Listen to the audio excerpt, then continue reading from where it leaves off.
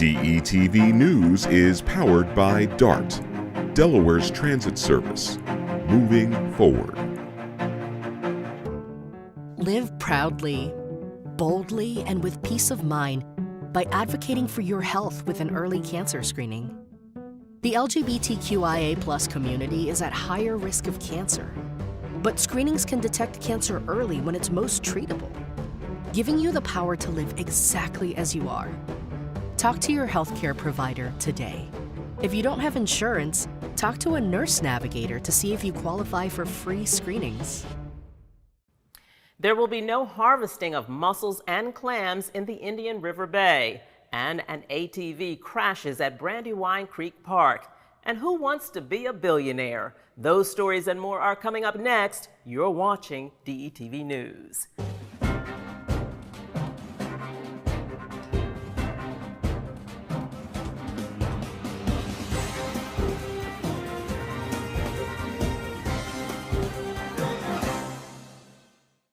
Hello and welcome to DETV News. I'm Lauren Wilson. Residents in the city of Wilmington and suburbs probably noticed something different in their July water bills. Their rates went up. That's not all. They'll go up every year for the next 3 years. The projected increases for water and sewer rates for 2024, 25, and 26 will be 5.7% each year. Wilmington serves 39,000 residents in the city and suburbs. But Wilmington residents aren't the only ones to be hit with higher rates. Last April, Viola increased rates for Newcastle County residents by $4.51 a month, while Artesian plans to raise rates by $6.83.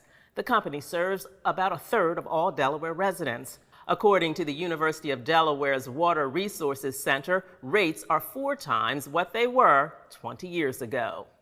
In news from the police blotter, Delaware State Police say a man suffered serious injuries after he got into a fight with a man over internet access.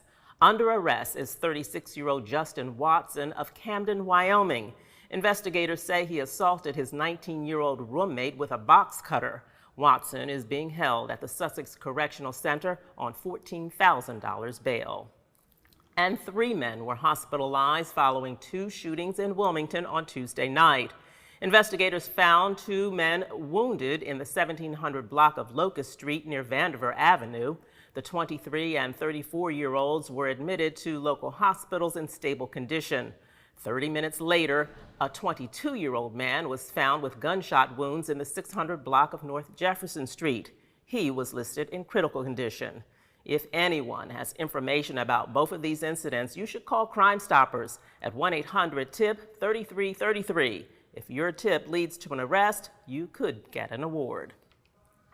In other news, 2 people were injured in an ATV crash at Brandywine Creek Park. Rescue workers from various agencies took about 20 minutes to free one driver. The 18-year-old male was flown to Christiana Hospital in critical condition. Another 18-year-old was thrown from the ATV. He was hospitalized in stable condition. In Sussex County, a recreational clam and mussel harvesting area in Indian River Bay has been closed. That after raw sewage was discharged into the Millsboro tributary yesterday. The pump station connected to the town of Millsboro's sanitary sewer system apparently failed. The amount of spillage was not released by the Department of Natural Resources and Environmental Control. The department is monitoring repairs while the Fish and Wildlife Police patrol the area to enforce the closure, which will be in effect through August 24th. The good news is the harvests of crabs, conch, and finfish are not affected by the closure. Back in Newcastle County now, Delaware Symphony hopes to hit the right note when it finds a new music director. A 13-member search committee was formed after David Amato announced he was stepping down after 20 years. The committee is accepting applications through August 29th. Hundreds of people from around the world are expected to apply. Finalists will be announced by next spring. The new director is expected to come on board in 2025 with a different energy that every new conductor brings. And in Wilmington, thanks to Bank of America, 275 young people got work experience and some money to put in the bank account. The Youth Career Development Program taught the summer employees about the basics of budgeting, credit, investing, and more through a $100,000 grant from the bank.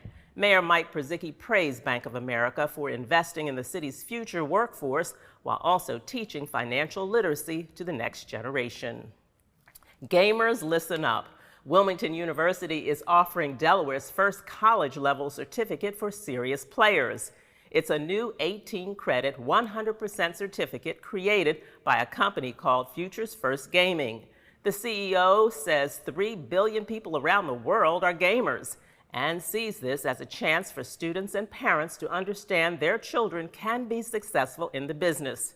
St. Mark's High School built a state-of-the-art esports center, and the Red Clay Consolidated School District has a partnership with the company to turn an esports club into a class pathway. All this a sign of the future. Speaking of the future, wouldn't it be nice to be a new billionaire? Lottery fever has hit Delaware and the rest of the nation as the jackpot has grown to about $1.25 billion. Now, the odds of winning are 1 in 302.6 million. But as they say, you have to play to win. And thousands of Delawareans are buying tickets for tomorrow night's drawing. Good luck to all. We'll all need it. That's going to do it for this edition of DETV News. Thanks for joining us. Continue to watch us on all social media platforms and hit that like and share button. I'm Lauren Wilson. Stay safe